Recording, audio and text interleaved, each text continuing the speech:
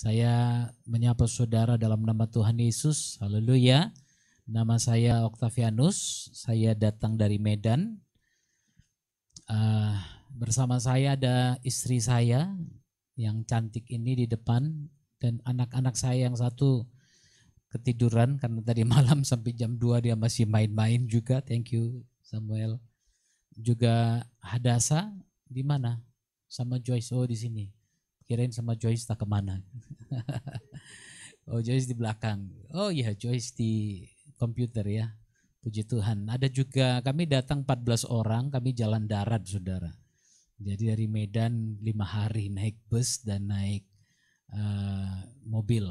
Ada juga Budi. Ini anak rohani saya semua nih. Silakan boleh berdiri dulu semua yang lainnya. Ada Pak Fitrianus dan Ibu. Ya, beberapa yang ada di sini. Berdiri.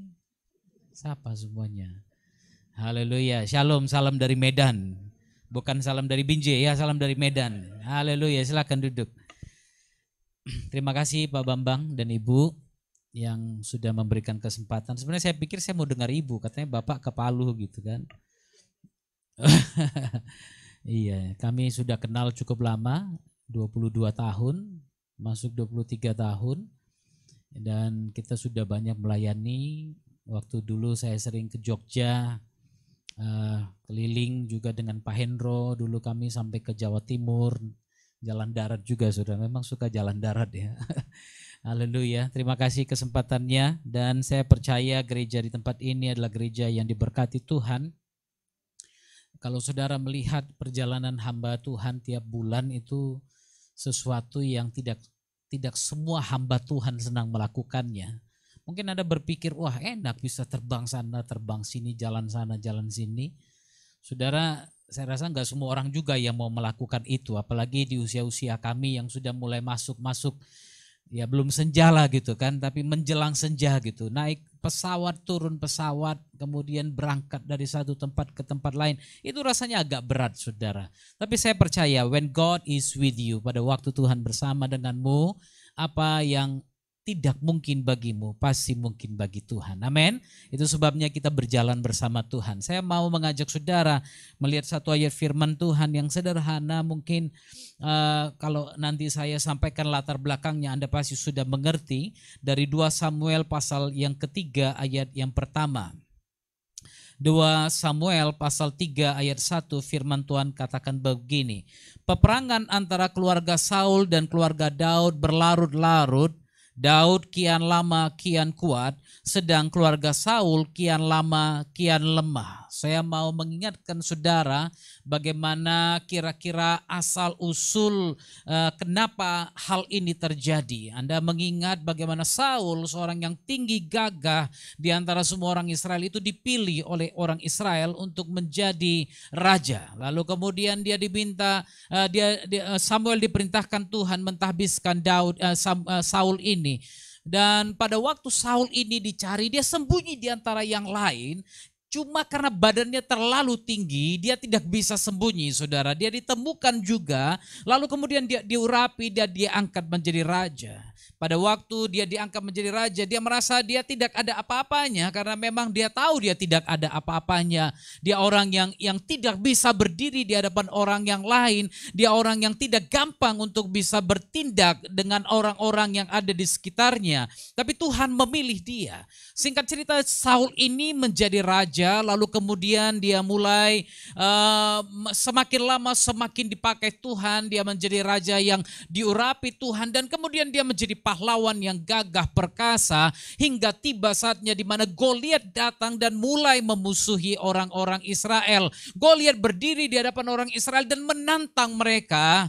Namun apa yang terjadi? Saul ketakutan. Saul merasa tidak mampu. Saul merasa tidak ada apa-apanya, saudara. Di situ kita bisa melihat bagaimana Saul imannya mulai menurun. Kenapa? Dia berpikir tentang strategi perang sekarang. Dulunya dia berpikir bagaimana Tuhan bersama dengan dia, that's enough. Kalau Tuhan bersama denganku itu lebih dari cukup. Tapi sekarang yang dipikirkan Saul strategi perang, bagaimana aku bisa taklukkan ini, bagaimana aku bisa taklukkan itu, bagaimana hal-hal yang lain bisa aku lakukan. Yang dia pikirkan adalah cara pikir manusia. Hingga tiba satu hari di mana Saul mengalahkan orang-orang Amalek, lalu kemudian dia disuruh menunggu Samuel untuk datang mempersembahkan kurban di hadapan Tuhan. Tapi Saul tidak mau menunggu Samuel. Dia merasa terlalu lama Samuel itu datang.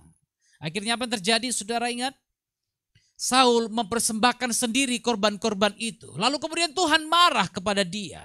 Tuhan marah dan Tuhan katakan, Tuhan tidak lagi berkenan kepada dia. Mulai hari ini kekuasaan daripada Saul akan diserahkan kepada orang yang lain. Lalu kemudian kita tahu cerita bagaimana Daud diangkat menggantikan Saul. Samuel mengurapi Daud dan kemudian lambat laun inilah yang terjadi.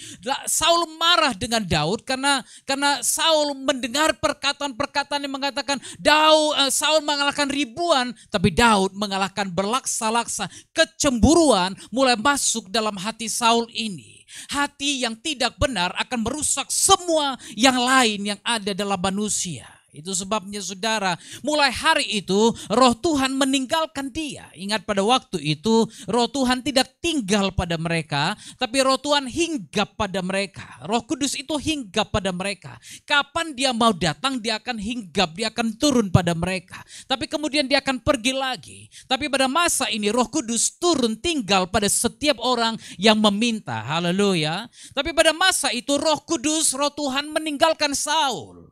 Lalu saudara, singkat cerita, roh yang jahat yang memang dibiarkan Tuhan datang kepada Saul menguasai dia. Kadang-kadang Tuhan izinkan sesuatu terjadi untuk melihat hati kita. Untuk melihat apakah kita tetap bertahan, kita tetap mengandalkan Tuhan. Itu sebabnya pada waktu roh jahat ini masuk dalam Saul, hanya Daud yang bisa membuat dia tenang. Daud mulai datang dan kemudian bermain kecapi, bernyanyi dan pergilah roh jahat itu. Tapi setiap kali roh jahat itu kembali, dia mulai akan menyerang Daud dan kemudian dia mau Daud ini binasa. Dan peperangan ini meningkat. Sampai akhirnya Daud punya keluarga, Saul juga punya keluarga. Terjadi peperangan-peperangan besar antara mereka ini, perseteruan besar. Sampai akhirnya bahkan keluarga Saul mulai habis. Saudara perhatikan ini, Daud kian lama kian kuat, sedang keluarga Saul kian lama kian lemah. Kenapa saudara? Kenapa hal ini bisa terjadi? Saya mengutip yang dikatakan oleh seorang yang bernama Francis Frangipane. Seorang pendeta dari Amerika. Dia katakan begini, too many Christians become bitter and angry in the conflict. Terlalu banyak orang Kristen yang menjadi kepahitan dan marah dalam satu konflik. Saudara, konflik boleh ada, masalah boleh ada, tapi jangan sampai engkau menjadi kepahitan karena masalah itu. Jangan sampai engkau terpendam, tersimpan dalam amarahmu karena konflik yang ada itu. Haleluya. Saya banyak berjumpa dengan orang-orang yang kepahitan. Dan saya melihat orang-orang yang kepahitan, orang-orang ini memang susah, saudara. Dia akan mengalami banyak hal dalam hidupnya. Tekanan dan kepahitan itu membuat tubuhnya juga perlahan-lahan habis.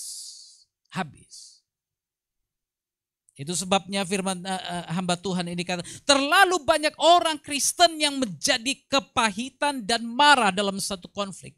Anda boleh marah, saya enggak katakan Anda tidak boleh marah. Saya orang yang paling gampang marah. Kalau ada sesuatu yang tidak benar, saya lihat, saya akan marah. Ada orang yang tidak berjalan sesuai dengan apa yang firman Tuhan katakan, saya akan marah. Kalau ada orang yang melanggar peraturan, saya akan marah. Saya tidak senang orang yang tidak mau taat pada peraturan. Saya enggak senang, saudara. Tapi jangan sampai marahmu menjadi amarah. Haleluya. Anda boleh marah, tapi firman Tuhan katakan, sebelum matahari terbenam, belajar menyingkirkan amarahmu itu. Sehingga marahmu tidak terpendam. Tapi banyak orang Kristen menjadi pahit. menjadi pahit dan marah dalam satu konflik. Jikalau kita turun ke dalam kebencian, saudara perhatikan kata-kata ini. Kalau engkau turun dalam kebencian artinya apa? Sebagai orang Kristen kita punya standar kita masing-masing. Firman Tuhan menetapkan standar kita. Haleluya. Maka firman Tuhan akan pikirkan perkara yang di atas, jangan yang di bawah. Apa yang Tuhan sediakan itu yang engkau pikirkan. Jangan turun. Kalau engkau turun dalam kebencian artinya apa? Engkau sedang menanggalkan semua standar-standar yang Tuhan tetapkan. Haleluya. Firman Tuhan katakan dalam Galatia 5 ayat 22. Ada buah roh yaitu kasih, sukacita, damai sejahtera. Apalagi kebaikan, kesetiaan, kemurahan, kelemah lembutan, penguasaan diri dan lain-lainnya. Saudara lihat firman Tuhan kata itu adalah buah roh. Bukan buah-buah roh, tapi buah roh, the fruit of the spirit. Haleluya. Artinya apa? Buah ini ada dalam satu paket. Anda tidak bisa bilang hari ini buah damai sejahteraku hilang. Atau buah sukacitaku hilang. Buah kasihku hilang. Tidak bisa. Karena kalau satu hilang, maka satu yang lain akan menutupi dia. Kalau kasih hilang, maka mungkin kesetiaan akan bilang, ingat kau sudah berjanji untuk mengasihi dia seumur hidupmu. Maka kesetiaan akan mengingatkan kasih bahwa engkau harus setia. Maka buah itu tidak akan pernah hilang dalam hidupmu. Demikian juga yang lainnya, damai sejahtera, kebaikan, kesetiaan, kemurahan, semuanya bekerja dalam satu paket. Tidak ada yang terpisah-pisah. Haleluya. Itu sebabnya kalau Anda turun dalam kebencian, artinya Anda sedang keluar dari apa yang sedang Tuhan tetapkan, artinya kita telah kalah dalam pertarungan.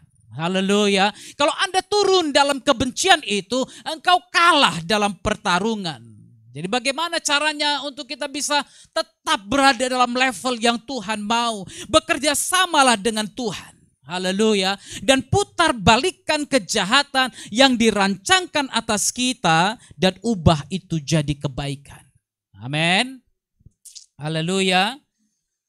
Saudara boleh ingat Yusuf. Bagaimana Yusuf ini seorang anak remaja yang begitu polosnya, pagi-pagi datang kepada abang-abangnya karena tadi malam papanya diam-diam bawa satu jubah yang warna-warni berikan kepada dia. Lalu papanya bilang, Yusuf pakai diam-diam.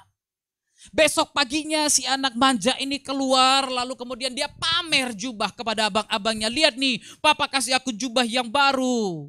Warna-warni lagi. Maka abang-abangnya mulai marah. Ini si tukang pamer, si tukang mimpi, si tukang hayal dan tukang apa lagi terserah mereka lah. Pasti mereka tahu ini Yusuf tukang apa. Lalu kemudian mereka bilang dia ini banyak cerita. Satu hari dia pergi antar makanan kepada abang-abangnya. Dan di situ mereka rencanakan membunuh dia, membinasakan dia. Tapi manusia boleh merancangkan yang baik, yang buruk terhadap saudara. Tapi Tuhan gantikan itu jadi kebaikan kalau Anda bekerja sama dengan Tuhan. Haleluya. Ini yang dikatakan kita harus bekerja sama dengan Tuhan dan putar balikkan kejahatan yang dirancangkan atas kita dan mengubahnya menjadi kebaikan. Seorang abangnya bilang bunuh saja dia, tapi yang lain katakan udah masukkan aja ke dalam sungai. Lalu kemudian lewat para pedagang-pedagang, lalu yang satu bilang kenapa kita biarkan dia di dalam sumur, kita angkat aja dari sumur, jual paling tidak kita dapat uang. Akhirnya mereka menjual Yusuf dan selama hampir lebih kurang 13 tahun Yusuf itu mengalami penderitaan yang luar biasa. Dari satu tempat ke tempat lain disiksa, dijadikan budak dan lain sebagainya. Lalu kemudian dia sampai di satu tempat yang berada di rumah Potifar, di mana di situ kedudukannya mulai hebat, dia mulai begitu luar biasa. Tapi iblis terus berusaha untuk menekan dia, menghancurkan dia. Iblis terus berusaha memutarbalikkan rencana Tuhan yang ada atas Yusuf. Kenapa saudara? Kalau Yusuf kepahitan pada waktu itu, maka Israel tidak mungkin akan mendapatkan pertolongan Tuhan. Kalau Yusuf pada masa itu tidak siap untuk menerima apa yang Tuhan izinkan terjadi dalam hidupnya, maka Israel tidak mungkin akan terbentuk. Haleluya. Itu sebabnya Tuhan izinkan Yusuf dibentuk dengan fitnah dari istri Potifar. Lalu kemudian masuk ke dalam penjara. Ada 2 orang bermimpi dalam penjara itu. Yang satu bermimpi dan dia berjanji akan mengingat kalau mimpinya itu ditafsirkan oleh Yusuf. Lalu kemudian singkat cerita keduanya mengalami apa yang dinubuatkan oleh Yusuf melalui mimpi mereka. Lalu kemudian yang satu berhasil diselamatkan dan dia menjadi juru minuman lagi bagi raja. 3 tahun dia lupa. 3 tahun dia lupa. Saya nggak tahu, saya percaya Yusuf tidak komplain di dalam penjara itu. Saya percaya Yusuf tidak marah-marah di dalam penjara itu. Dia tidak kepahitan, dia tidak maki-maki orang itu dalam penjara. Ini memang manusia yang nggak tahu beruntung. Udah ditolong, udah diingatkan, udah dikasih tahu apa yang dia mau. Dia nggak ingat sama aku. Dia lupakan aku. Saya percaya Yusuf tidak seperti itu. Karena kalau dia seperti itu 3 tahun itu tidak mungkin terjadi. Haleluya. Setelah 3 tahun itu apa yang terjadi?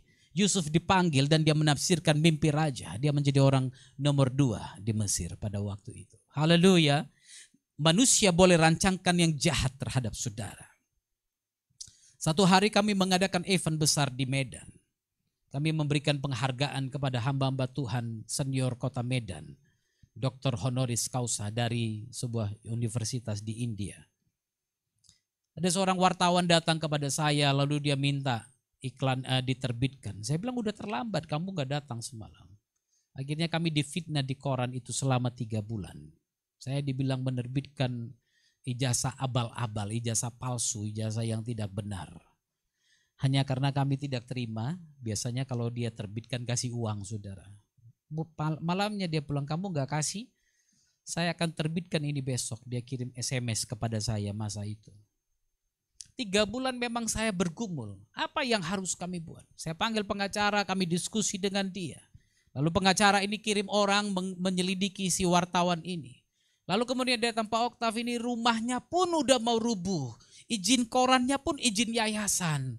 Lalu kemudian dia juga orangnya bukan hebat-hebat kali. Apa sih yang mau kita tuntut dari dia? Ini pengacara bilang, maafkan aja lah Pak. Ini pengacara kita kadang-kadang ya itulah susahnya kalau pakai pengacara anak Tuhan yang memang luar biasa pengkhotbah lagi gitu kan. Dia yang nasihatin kami pendeta-pendeta, udahlah Pak, maafkan aja. Saya lihat-lihatan dengan Pak Polwakari waktu itu. Saya bilang gimana Om? Ya udahlah, malu kita kalau kita lanjut gitu. Malu kita lanjut, hamba Tuhan gak dengar pengacara gitu kan. Saudara, akhirnya kami diam 3 bulan, kami diterbitkan terus di media yang dia punya. Dan gereja dengan senang membeli yang seperti itu saudara. Ada foto salah seorang hamba Tuhan senior di dalam koran itu, wajahnya di crop diganti dengan wajah monyet saudara, wajah kerah.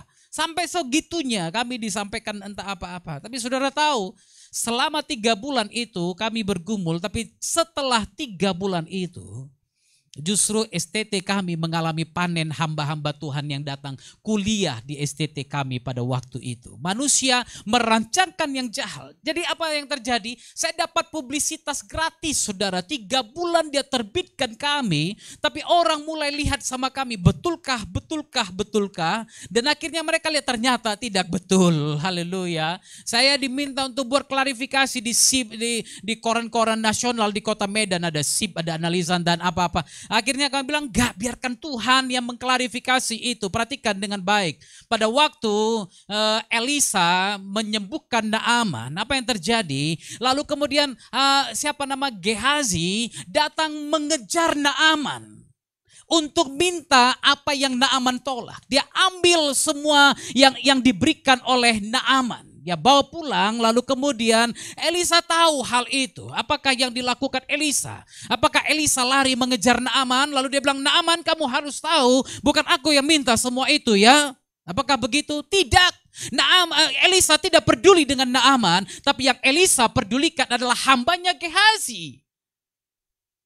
Orang burukan Anda nggak perlu sibuk, tidak perlu repot mengklarifikasi nama baikmu karena Tuhan ada di situ. Kalau engkau benar, Tuhan pasti akan mengangkat Anda. Haleluya. Itu dia yang saya katakan, yang dikatakan di sini. Tuhan, kalau engkau bekerja sama dengan Tuhan dalam memutarbalikkan kejahatan yang dirancangkan atas kita, maka Tuhan akan mengubah itu menjadi kebaikan. Katakan kepada kawan kanan kiri saudara, katakan, kalau engkau setia, Tuhan ubah yang jahat jadi yang baik. Amin. Katakan itu. Itulah sebabnya kenapa kita memberkati orang-orang yang mengutuk kita.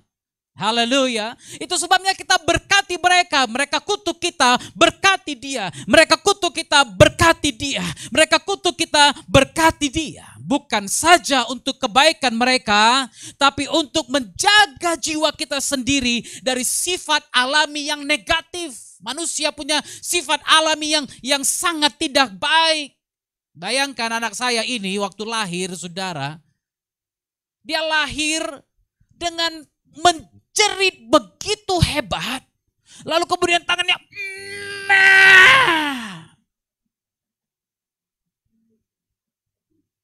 dokter bilang, oh kamu jadi juara ya, kata dokter. Untuk dokternya anak Tuhan juga kan. Dia keluar dengan cara seperti itu. Saya siapa yang ngajarin kawan ini dalam perut keluarnya kayak gitu? Katanya. Karena memang ada sifat-sifat alami manusia. Haleluya. Kalau anak saya yang pertama enggak gitu. Keluar mental kata orang Medan. Mentalnya minta ampun. Manjanya minta ampun saudara. Dibalikkan dulu, diangkat pukul pantat 3 kali, baru nangis.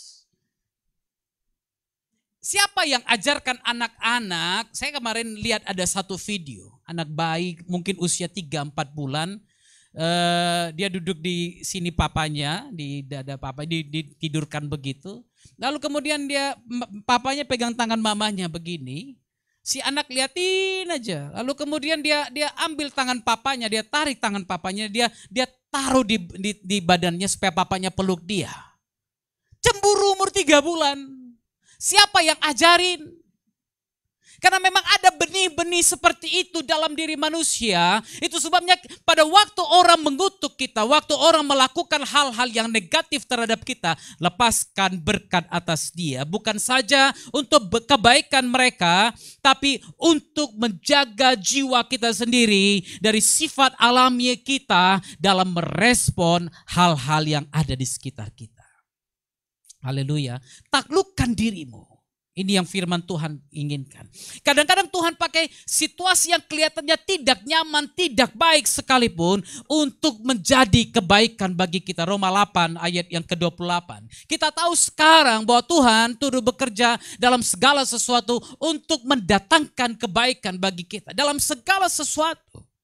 Tuhan bukan bekerja untuk satu hal saja, tapi dalam segala sesuatu, bahkan hal-hal yang Anda pikir negatif, hal-hal yang Anda pikir tidak mungkin pun, Tuhan bekerja dalamnya. Haleluya. Dalam diri Saul, dalam cerita Saul dan Daud ini, pertikaian ini, kita bisa lihat Saul sebenarnya tidak mengalami favornya Tuhan. Tidak ada kemurahan Tuhan dalam hidup dan keluarganya lagi. Dia sudah terpuruk, tapi Saul tidak mau menyerah juga. Dia tetap melawan Tuhan. Dia tetap terus berusaha untuk melawan apa yang Tuhan inginkan. Sampai pada akhirnya keluarganya semakin lama semakin lemah. Ada orang yang saya tahu semakin lama semakin lemah. Ada orang yang saya tahu dari dulu susahnya minta ampun, miskinnya minta ampun, tapi tetap mengutuki Tuhan. Tetap mengutuki Tuhan. Ngotot. Masih nyalahkan orang lain, nyalahkan Tuhan atas segala sesuatu yang terjadi dalam dirinya. Makanya firman Tuhan katakan dalam Mazmur 53 ayat 1.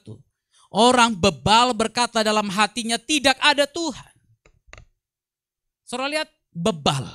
Bebal itu udah bodoh, bandel, keras kepala lagi. Ini bebal saudara. Kombinasi beberapa hal. Bodoh, keras kepala, apa lagi ya? Tidak bisa dibilang, tidak bisa diatur, dan tidak mau diatur, saudara. Kalau hanya tidak bisa, oke. Tapi nyatanya dia tidak mau diatur, tidak mau dibilangin, tidak mau tunduk, tidak mau taat. Padahal dia tahu itu yang benar. Itulah bebal. Dan orang bebal berkata dalam hatinya, tidak ada Tuhan.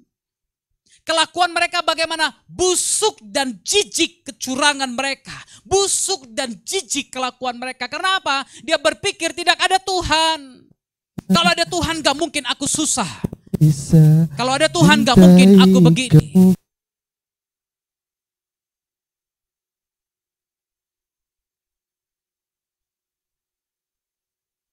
Itu intermezzo, saudara, biar Anda bangun. Paling tidak kita tahu saudara tidak tidur sekarang. Amin. Amin. Saudara, dalam diri Daud, pertikaian Saul dengan Daud itu adalah ujian iman dan kesabaran Daud. Mungkin ada hal-hal tertentu yang Tuhan izinkan sekarang sebagai ujian iman dan kesabaran kita. Pertikaian antara Daud dan Saul membuat apa? Daud semakin diterima oleh rakyatnya. Tapi Saul, orang udah mulai lihat lah, ini kawan ini memang gak ada roh Tuhan lagi. Kawan ini memang tidak ada lagi kuasa Tuhan. Kami udah lihat dia kalah terus kok. Kami udah lihat bagaimana keluarganya habis. Tapi Daud semakin lama semakin kuat. Itu sebabnya Mazmur 119 ayat 71 katakan apa? Bahwa aku tertindas itu baik bagiku. Amin. Mazmur 119 ayat 71. Supaya apa? Supaya aku belajar ketetapan-ketetapanmu. Amin. Anda bilang Anda susah hari ini, itu baik bagimu. Anda bilang Anda tertekan hari ini, itu baik bagimu. Anda bilang Anda ditipu hari ini, dibohongin orang hari ini, dikhianati orang pada hari ini, disakiti orang pada hari ini, itu baik bagimu. Haleluya.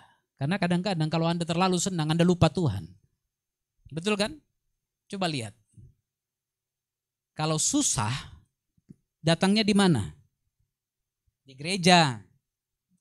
Kalau kaya, di Bali, di Taiwan, di Hong Kong, di Vegas berjudi. Paling enggak Genting Highland. Iya kan? Berapa banyak orang seperti itu? Ketika susah ingat Tuhan. Tapi ketika kaya, maaf Pak Pendeta, ini waktu liburan saya bawa anak-anak. Dulu gak pernah mikir liburan. Makan tuh besok Tuhan kasih aja syukur. Tapi sekarang ada pelayanan pun ditinggalkannya. Itu sebabnya kadang-kadang kalau engkau tertindas itu baik bagimu. Haleluya. Supaya engkau belajar ketetapan-ketetapan Tuhan. Supaya engkau belajar firman Tuhan. Supaya engkau belajar apa yang Tuhan mau lakukan. Supaya engkau belajar memang Tuhan izinkan aku begini. Supaya aku juga tunduk pada firman-Nya. Banyak orang bilang, Pak kok aku terus susah. Gimana gak susah? Kau terus minta. Firman Tuhan katakan berilah maka kamu akan diberi. Kalau Anda tidak tahu memberi, taunya minta terus, maka Anda tidak akan pernah menerima dari Tuhan. Haleluya. Kami bersyukur tadi malam kami disambut oleh Pak Gembala di sini dengan Ibu. Sampai jam 10 kami tunggunya dari entah jam berapa saudara ya. Karena biasalah kan kami bawa banyak ibu-ibu, anak-anak perempuan. Begitu sampai di Malioboro, hilang, mereka lupa pintu keluar, saudara. Iya kan? Saya pikir tadi yang ceweknya aja begitu, yang cowoknya udah terlambat gitu. Saya bilang, udahlah, udah di sini jauh-jauh, ya udah cari aja, paling nggak ada sesuatu yang dia bawa pulang. Saya bilang, mereka masuk, wah lama juga keluarnya rupanya. Jadi bukan cuma cewek yang hobinya shopping, saudara. Cowok pun kalau punya uang pasti senang shopping. Cuma kadang-kadang kita bapak-bapak kan cepet-cepet supaya apa? Uang gak keluar banyak-banyak gitu kan. Pergi cepet, keluar cepet gitu kan. Supaya apa? Istri nyari pun gak gampang ketemunya gitu. Kenapa? Kalau enggak nanti budgetnya bertambah lagi gitu kan. Ya udah cepet-cepet keluar. Haleluya. Tapi saudara, apapun yang terjadi, kalau engkau mengalami satu proses dalam hidup, biarkan Tuhan proses kita melalui itu. Kalau engkau tertindas itu baik bagimu. Kalau engkau mengalami pengkhianatan itu baik bagimu. Supaya apa? Supaya engkau belajar bahwa orang seperti ini memang tidak bisa terlalu lama didekati. Ada waktunya engkau harus keluar dari situ. Firman Tuhan katakan pihak Daud semakin kokoh. Keluarga Saul kian lama kian lemah. Kehilangan tempat, kehilangan orang-orang, tenggelam nama baiknya. Apalagi semakin tidak berpengaruh, gagal dalam setiap pertempuran. Tapi keluarga Daud kian lama, kian kuat. Ini kata Matthew Henry, salah seorang penafsir Alkitab. Banyak orang meninggalkan keluarga Saul yang semakin merosot pengaruhnya.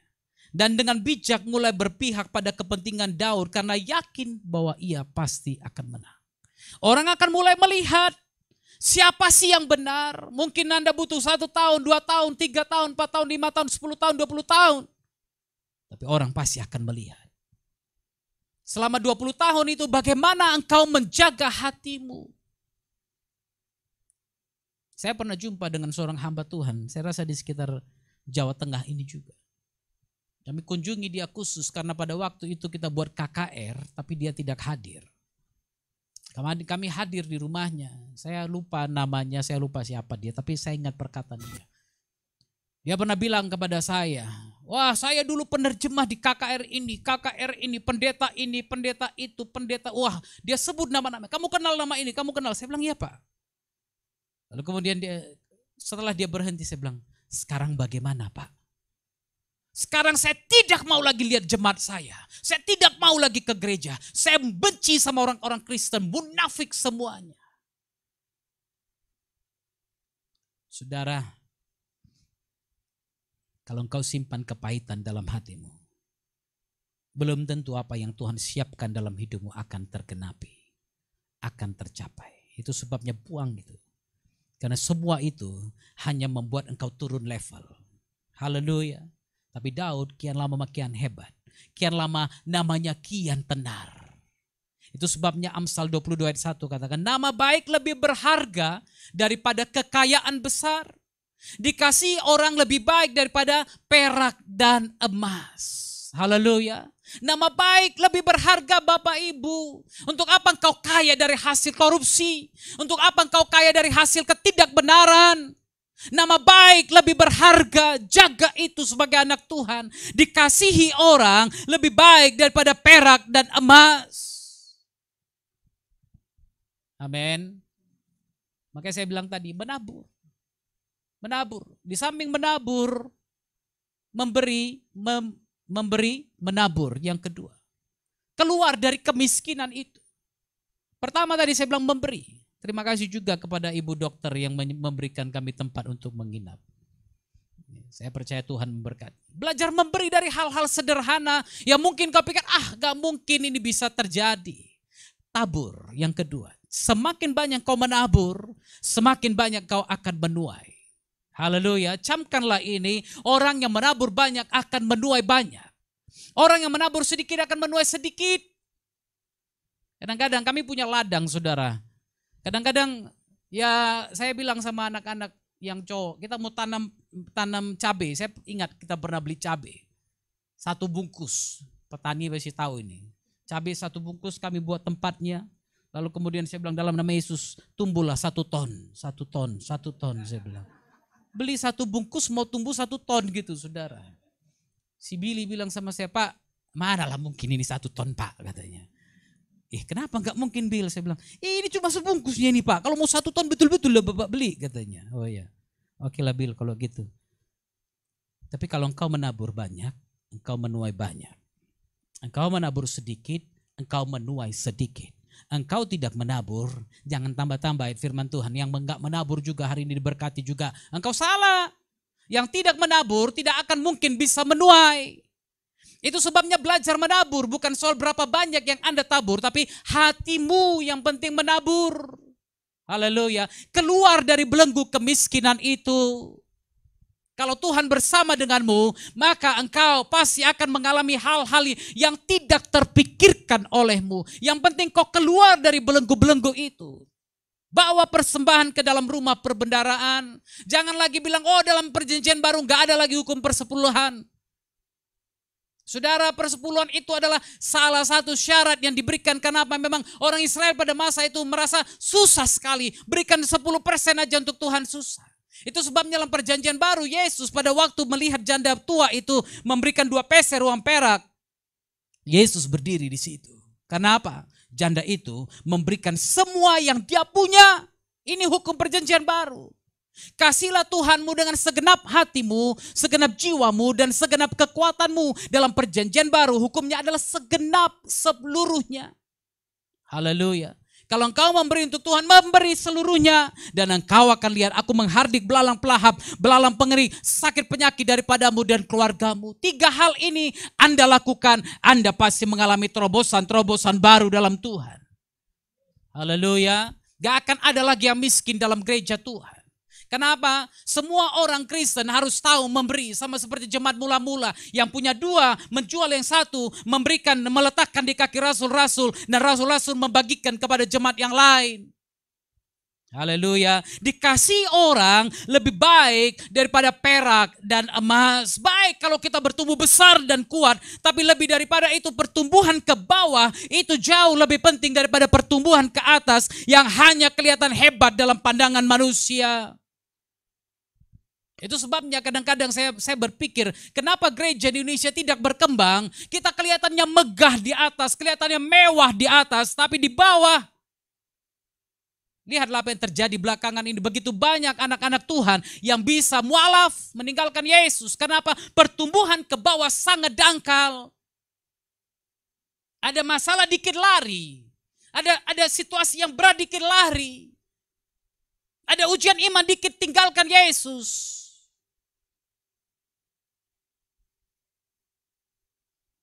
Saul itu berhasil buat kegentaran kepada orang-orang Israel pada waktu itu. Kenapa? Badannya besar, tinggi. Sehingga pada waktu dia buat salah pun orang diam-diam aja. Nggak mungkin Saul salah. Tapi pada akhirnya semua orang tahu kebobrokan Saul. Pada waktu Tuhan tidak ada lagi dalam dirinya. Pada waktu Tuhan ada dalam dirimu, engkau akan menjadi semakin kuat dan semakin kuat. Dan semakin kuat. Engkau akan terbang tinggi bagai Raja Wali. Tetap naik dan tidak menjadi turun. Tapi keluarga Saul kian lama, kian lemah. Kenapa? Kenapa Daud itu makin kuat dan kuat dan kuat. Tapi Saul semakin lama semakin lemah. Karena Tuhan tidak lagi berjalan bersama dengan dia. Haleluya. Karena Tuhan tidak bersama dengan dia. Tapi kalau Tuhan bersama dengan engkau, maka engkau akan lihat. Engkau juga semakin lama akan semakin kuat. Semakin lama akan semakin kuat. Haleluya. Daud itu semakin kuat. Kenapa? Karena Tuhan bersama dengan dia. Anda boleh lihat dalam sejarah Israel. Setiap kali Tuhan bersama dengan mereka, setiap kali Tuhan berperang bersama mereka, mereka menang. Daud pergi berperang, dia bertanya kepada Tuhan, Tuhan haruskah aku berperang? Tuhan bilang pergi berperang, dia menang.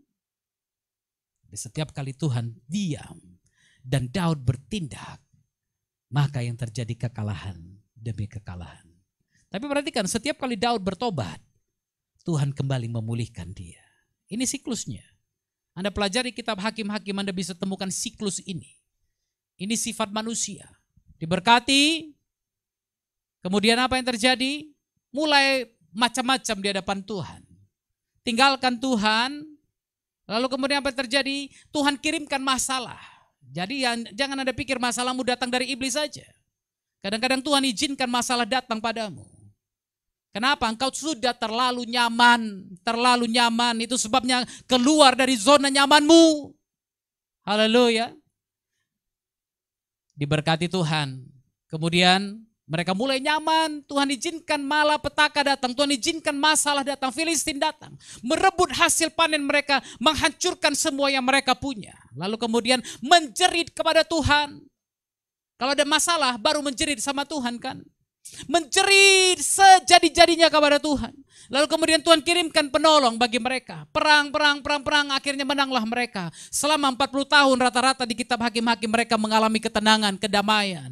Lalu setelah itu apa yang terjadi? Mereka mulai lagi melupakan Tuhan. Mulai lagi berdosa, mulai lagi menyembah berhala, mulai lagi melakukan hal-hal yang tidak Tuhan inginkan. Akhirnya apa? Datang lagi Filistin menghancurkan semua yang dikerjakan tangan mereka. Lalu bertobat lagi. Ini siklusnya dan sama halnya dengan manusia pada zaman ini. Kalau Tuhan tidak bersama denganmu, engkau tidak mungkin melakukan hal-hal besar bersama dengan Tuhan. Walaupun kelihatannya besar, walaupun kelihatannya megah. Oh Pak, aku punya gedung baru, aku punya fasilitas baru, aku punya apa lagi? Perusahaan yang baru, tempat yang baru. Tapi kalau Tuhan tidak bersama denganmu, iblis bisa saja membukakan berkat itu bagimu. Supaya apa? Supaya engkau menjauh dari Tuhan. Tapi kalau Tuhan bersama denganmu, engkau tahu yang mana dari Tuhan, yang mana bukan. Dan engkau tahu yang dari Tuhan tidak akan menghambat hubunganmu dengan Tuhan. Karena setiap kali hubunganmu dengan Tuhan semakin menjauh, maka engkau akan menjadi semakin lemah. Ini yang pertama. Kenapa Daud semakin kuat, tapi Saul semakin lemah? Karena Tuhan bersama dengan dia. Ini yang pertama. Yang kedua, kenapa Saul semakin lemah, tapi Daud semakin kuat? Karena peperangan Daud bukan untuk kemuliaan dirinya sendiri, tapi untuk kemuliaan Tuhan. Haleluya. Tanyakan peperanganmu hari ini, apakah peperanganmu untuk kemuliaanmu sendiri atau untuk kemuliaan Tuhan? Kenapa Anda butuh kantor baru? Kenapa Anda butuh pabrik baru? Kenapa Anda butuh gudang yang baru? Kenapa Anda butuh ruangan yang baru? Kenapa Anda butuh orang-orang yang baru? Apakah hanya untuk egomu? Apakah hanya supaya orang lihat engkau hebat? Atau untuk kemuliaan Tuhan? Tanyakan itu. Saudara lihat apa tadi yang saya tunjukkan di depan melalui slide. Sewaktu Daud itu melihat Goliat dengan usia muda, Goliat menghina Tuhan. Menghina Tuhan. Apa yang dikatakan Daud? Orang ini menghina Tuhannya Israel. Tuhan pasti menyerahkan dia ke tanganku. Lihat ini yang dikatakan Daud. Peperangan Daud bukan untuk dirinya sendiri, tapi untuk Tuhan. Haleluya. Pada waktu engkau menghormati Tuhan, maka Tuhan juga akan menghargai apa yang kau perbuat bagi dia. Ini kuncinya, saudara. Belajar menghormati Tuhan dengan hartamu, dengan hidupmu, dengan segala yang kau lakukan. Tuhan memperingatkan Eli satu hari. Pada waktu Eli melihat anak-anaknya berbuat dosa, dia diam saja. Lalu kemudian Tuhan katakan kepada Eli dalam 2 Samuel pasal 2 ayat 30. Sebab siapa yang menghormati aku akan kuhormati. Tetapi siapa yang menghina aku akan dipandang rendah. Haleluya. Jangan sekali-sekali mencoba menghina Tuhan. Gak pernah, Pak. Iya. Tapi pada waktu engkau mendukakan hati Tuhan, engkau sedang menghina Tuhan. Pada waktu engkau menduai Tuhan, engkau sedang menghina Tuhan. Pada waktu engkau meninggalkan level yang harusnya engkau hidupi, engkau sedang menghina Tuhan. Kenapa? Orang lain akan lihat saudara. Minggu yang lalu sambil servis mobil, saya duduk di bengkel. Mobil saya itu mobil Ford lama, saudara. Jadi kami punya klub. Ya grup-grup WA begitu, kadang-kadang ngopi darat gitu kan. Tapi karena saya baru masuk juga, mereka hanya lihat saya dari WhatsApp. Jadi satu hari sedang duduk rupanya teman kami yang ada di grup sama-sama, oh Bapak Pak Octavianus ya katanya. Oh ya benar, saya bilang. Pak ngopi kita yuk katanya, kita ngopi ngobrol-ngobrol. Kemudian tiba-tiba dia bilang, Pak kerjaannya apa? Saya bilang ini udah di grup gitu, kalau bohong kan gak enak gitu kan. Bukan bohong sih, saya selalu bilang saya dosen gitu. Saya bilang saya dosen Pak, tapi saya juga pendeta. Oh iya betul ya, makanya nangkap auranya tadi katanya. Waktu duduk-duduk auranya beda, ya puji Tuhan lah. Ini yang mau saya katakan. Orang di luar sana melihat Anda dalam level yang berbeda. Haleluya. Orang di luar sana kalau duduk dengan Anda dan tahu Anda Kristen, dia mengharapkan hal yang berbeda dari Anda. Dia mengharapkan gaya yang berbeda dari Anda. Dia mengharapkan hidup yang berbeda dari Anda. Cara pikir yang berbeda dari Anda. Karena dia tahu levelmu berbeda dengan dia. Haleluya. Itu sebabnya saya bilang don't downgrade your level. Jangan turunkan standarmu, levelmu yang ada dalam Tuhan. Jaga itu. Berjuang bagi Tuhan, berkorban bagi Tuhan. Miliki hati seperti Daud, berjuang bukan untuk kepentingan diri sendiri, untuk nama baik sendiri, tapi untuk kemuliaan Tuhan, nama Tuhan. Sama seperti Daud, maka Tuhan juga akan memuliakan engkau. Ayat yang terakhir, 2 Samuel pasal 4 ayat yang ke-10. 2 Samuel pasal 4 ayat 10. Lalu makin lama, makin besarlah kuasa Daud. Haleluya, sebab Yahweh Zebaot menyertainya. Perhatikan ini, semakin lama semakin besarlah kuasa Daud. Tuhan semesta alam itu dalam bahasa Ibrania Yahweh Zebaot. Sebab Yahweh Zebaot itu menyertai dia. Bayangkan, Tuhan yang menciptakan alam semesta ini menyertai Daud. Itulah sebabnya semakin lama semakin besar kuasa yang ada dalam Daud. Keluarga Saul semakin habis, tapi hal sebaliknya terjadi dalam keluarga Daud. Haleluya. Kekuasaan dan pemerintahan Daud itu semakin meluas, tapi sebaliknya pada keluarga Saul, bahkan Tuhan menolak janji yang pernah diucapkannya bahwa keluarga Saul akan terus memerintah Israel. Saya tutup dengan pernyataan seorang guru saya, John Edmund Haggai, pendiri Haggai Institute. Dia katakan begini, do something so impossible that unless God is in it, it's doomed to fail. Lakukan sesuatu yang kelihatannya sangat mustahil sehingga kalau Tuhan tidak ada di dalamnya, maka itu pasti gagal. Haleluya. William Carey katakan, expect great things from God. Harapkan hal besar dari Tuhan. Sambil berharap hal besar dari Tuhan, lakukan juga hal besar untuk Tuhan. Haleluya. Jangan cuma berharap hal besar. Tuhan berkati aku, Tuhan begini, Tuhan begitu. Tuhan, kalau Engkau berkati aku akan belikan gedung gereja besar untuk gereja kami. Gak usah dulu. Mulai dari yang kecil. Amin. Mulai dari kesetiaanmu. Mulai dari kerajinanmu. Makanya saya selalu bilang, kadang-kadang ada orang berdoa, Tuhan minta apimu, apimu, apimu. Kalau kerajinanmu hilang, gimana api bisa ada? Jangan cuma bilang, biarlah rohmu menyala-nyala. Roh menyala-nyala kalau kerajinan tidak kendor. Lagunya kan kurang satu bait, saudara. Biarlah rohmu menyala-nyala. Tapi sebelumnya ada lagi. Janganlah hendaknya kerajinanmu kendor, tapi biarlah rohmu menyala-nyala dan layanilah Tuhan. Kenapa banyak orang tiba-tiba begitu hebat Tuhan pakai, tiba-tiba hilang dari pelayanan? Kenapa? Karena kerajinan mulai kendor. Saya selalu bilang jemaat saya, kalau hari ini dia sedang berapi-api, dia duduk di depan. Bulan berikutnya apinya mulai agak-agak turun, dia duduk di tengah. 3 bulan lagi apinya mulai hampir padam, dia udah di belakang dekat pintu. Supaya apa? Bulan depan keluarnya lebih gampang. Ini dalam gereja banyak begini, saudara. Enggak di sini, di sana sini banyak begitu, saudara. Iya kan? Duduknya dari cara duduk, perhatikanlah itu dari cara duduk. Pertama depan, tengah, belakang, hilang. Kenapa? Kerajinan mulai kendor. Anda tidak akan pernah menyala-nyala kalau kerajinanmu kendor. Datang sapu gereja, bersihkan gereja. Kerajinanmu tetap ada. Sehingga semakin lama rohmu kuat, tubuhmu kuat, mentalmu kuat, imanmu kuat. Dan Tuhan memakai engkau. Haleluya. Haleluya. Mari kita bersatu dalam doa.